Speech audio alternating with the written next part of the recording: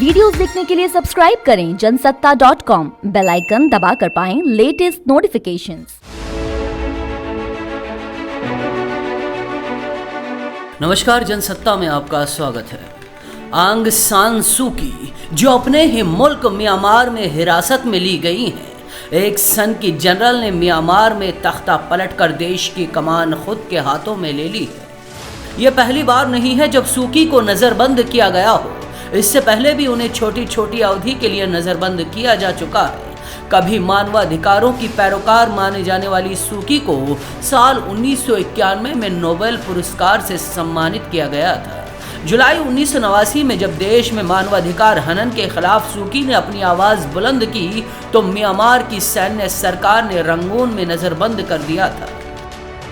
सेना ने सू की को यह प्रस्ताव दिया था, अगर वो देश छोड़ दें तो उन्हें रिहा कर दिया जाएगा। सू की ने इस प्रस्ताव को ये कहते हुए ठुकरा दिया, जब तक चुनी हुई सरकार न आ जाए और राजनीतिक बंदियों को रिहा न किया जाए तब तक वो कहीं नहीं जाएंगी।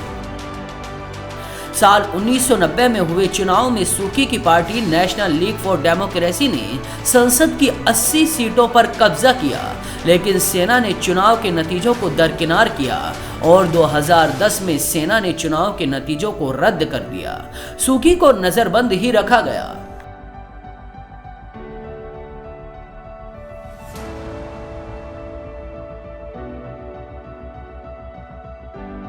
सू की को जुलाई 1995 में रिहा किया गया, लेकिन उन पर पाबंदियां भी लगाई गईं। इस बार उन्हें रंगून से बाहर जाने की इजाजत नहीं थी।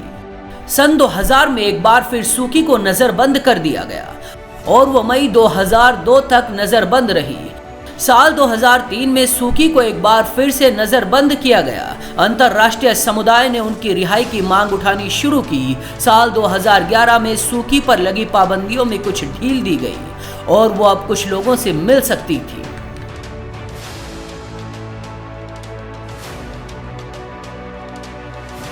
सू की ने जनवरी 2012 में चुनाव में जीत हासिल की और 2 मई को उन्होंने शपथ ली।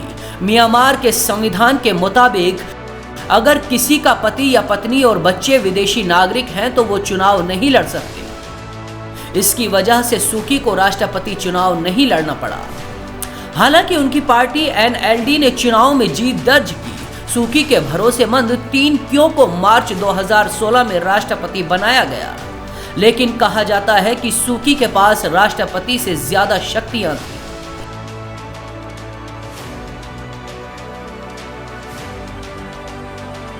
मानवाधिकारों की पैरोकार सू की जब खुद सत्ता में आई तो देश में रोहिंग्या मुसलमानों के साथ सेना की बर्बरता जारी रही।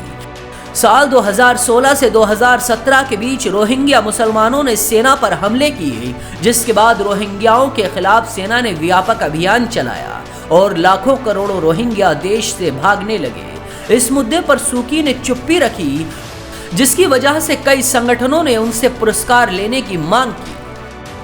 इस बार सेना ने फिर से आंग सान सू की पर चुनाव में धांधली का आरोप लगाया है और हिरासत में लिया है।